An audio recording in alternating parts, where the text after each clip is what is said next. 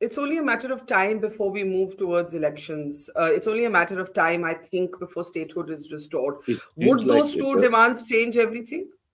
If those Eh, two demands were met?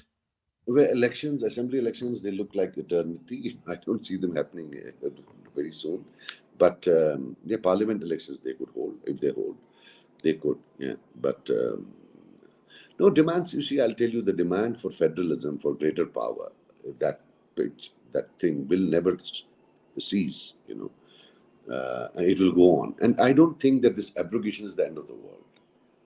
Neither will this government stay there for eternity. They're going You to roll some. don't think the abrogation is the end of the world. You don't agree with the abrogation, but you don't think it's the end of the No, world. you got me wrong. What I mean by end of the world is that I don't mean that it is the closure of that federalism structure.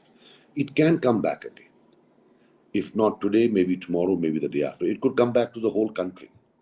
So I'm not a defeatist ki sab ab sab le gaye. I still believe that we have a strong challenge in the court, right? I really think that there is a strong challenge. There are some things which I would not want to discuss. I'm not a lawyer. I'm not a constitutional expert, but you don't need to be one.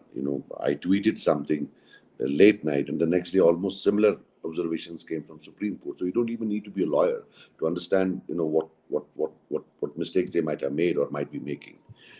Having said that, when I say Article 370, it's a matter. It's a matter of principle. It's a matter of belief. I believe in it that in some form it will be back. Maybe today, maybe tomorrow. These things are not going to stay. Nothing is permanent in politics. The way we think that everything is gone, neither is the other things that they are talking about are permanent. But what happens is that in 5 years, there is a certain thing that you can do. There is a certain amount of work that you can do. So when they dole out figures, they also have to understand that it should be something which comes across as realistic. What all can you do in 5 years? Kitna hi kar paoge? Right? As I said, yes, law and order may, but it could be also because of the external dimension. Internal dimension bhi hoga. There must be some internal dimension also. As elected representatives in any part of India, you have a lot of pulls and pressures from the society. You're a part of the society, but then you also have to understand that law and order is you can never bet. The life of the difference between good and bad law and order cannot be made out in 1 year or 2 years. I am not being a pessimistic कि आगे खराब हो जाएगा. I'm not saying that, but I wouldn't be surprised अगर हुआ. Okay, we'll discuss that in a moment. I'm intrigued by your current Twitter bio. You call yourself currently unemployed, right? Can we take the banner off and just see that? Just a second. Muted bystander, currently unemployed, once upon a time a politician in JK People's Conference. Why once upon a time? Why unemployed? Okay, muted bystander, you said that, you feel that you're just sitting back, you're observing, you're not saying much right now. You don't want to say much right now. Why are you currently unemployed?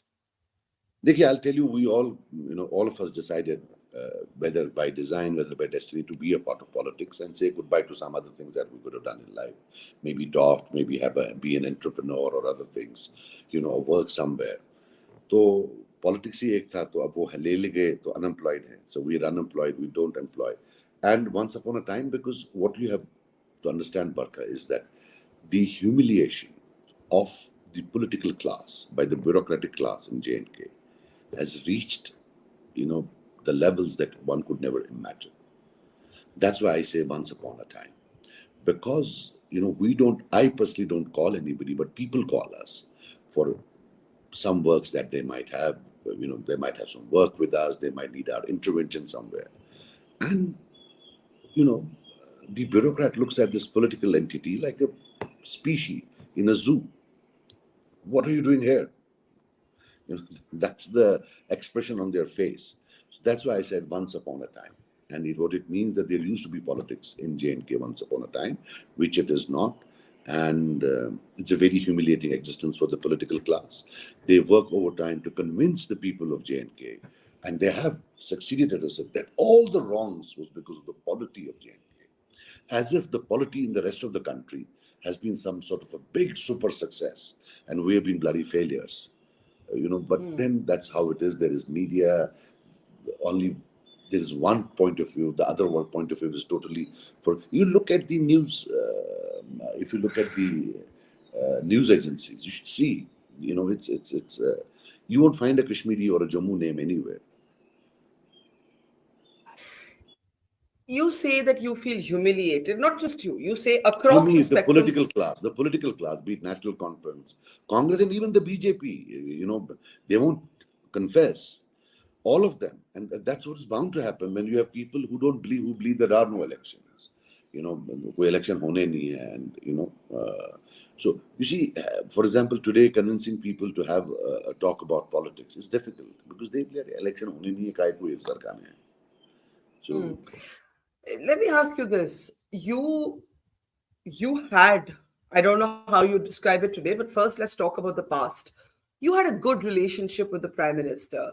I have followed you on campaign trails where you described the Prime Minister to be your bada bhai, your elder brother. For those of us who are Kashmir watchers, you had, a direct line to the National Security Advisor, Mr. Doval. Okay. All right. I won't say that, but you're on record saying that you called the Prime Minister an elder brother, correct? You remember that? I mean, I have met the Prime Minister 3 times or 4 times in my entire life, right? And when I stepped out after meeting him, they said that somebody said you have committed political suicide. किसी ने कुछ बोला, किसी ने बोला, how did he treat you? I said like an elder brother, and which was true. तो लग गए मेरे पीछे, इसने बड़ा भाई बोला, तो मैं भी नाम नहीं बोल रहा हूँ, उसमें क्या अच्छी बात है. He's such a big leader. What's the big deal if somebody calls? But that's what happened. Nothing at all. देखो बरखा, एक बात बता दूं, आपकी दिल्ली में अंकल आंटी भरे हुए हैं, right? Who bat for the 2 big ones, right? Some But poor, two big ones, you mean the Mufti? Hang on. 2 big ones, you mean Muftis and Abdullahs. You see, problem is that when someone like me, the poorer son of the soil, comes to Delhi, they see this as a domain, as a trespass. कि ये कहाँ यहाँ आ गया? So then you have these things कि भाई ये तो उसके क्लोज है, बाकी तो कुछ है ही नहीं, वो तो दूध के धुले हुए हैं. एक चीफ मिनिस्टर बन के बैठी है, दूसरा फॉरेन मिनिस्टर था, उनसे तो कोई पूछता ही नहीं है. Nobody ever asks them. So this whole जो कश्मीर का problem है, when you look at the past, to be very honest, apart from the governments that were in power, who ensured that it has to be either A or either B, there was this huge so-called secular media, liberal media. उनका भी यही था कि नहीं बस यही और कोई नहीं. So they come up with these things कि नहीं जी अभी से उसको बड़ा भाई बोला. अभी मैं देख रहा हूँ, I said he treated me like आपका पहले आया था ना, इससे पहले कि इसने बड़ा भाई बोला, which nothing wrong. I feel proud of that. I mean, say I have met him 3-4 times, and to be very honest with you, whenever I went with any demand for development, we had in my Handwara there is a medical college today. There is a Bangas road. It's grown. There is no doubt about it. That when I was as a minister, that government, I really was able to. What you're suggesting is that the other parties also had direct lines with who they needed to call or dial on their hotlines in government, but you were singled out for your association with the BJP and Prime Minister Modi. That's what you're saying. NSA साहब का आपने बोला, मैं एक बार मिला हूँ उनसे, once. Ji, I think once बार मिला भी, एक बार शायद मिला हूँ. तो आप वो जी डायरेक्ट लाइन थे, मेरा डायरेक्ट लाइन जिसका है उसको पूछो, मेरी कौन सी डायरेक्ट लाइन है? किसका है डायरेक्ट लाइन? किसका है डायरेक्ट? अच्छा, एक सीरियसली बात करते हैं.